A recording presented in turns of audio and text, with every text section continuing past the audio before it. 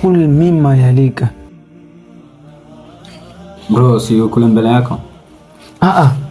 Hili jambo linajuzu, maana Anas bin Malik anatuhadithia kuwa daa khayatu an-nabiy sallallahu alayhi wasallam ila taami sanaahu.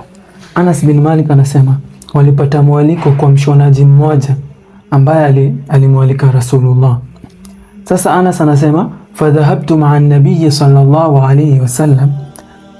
Sasa Anas akatoka pamoja na mtume kwenda kwa mwaliko ambao walipata.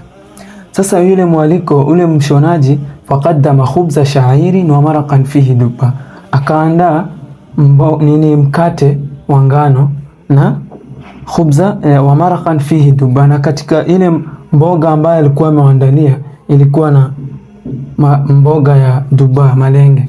Sasa Anas anasema faraitu an-nabiy sallallahu alayhi wasallam yatatabba'u ad-duba min hawli sahfa. Sasa Anas akamwona Rasul akitafuta duba kwenye sahani huku anakula. Sasa hili linatuonyesha kuwa linajuzu mtu kuchukua kitu ambacho kiko kando na yeye.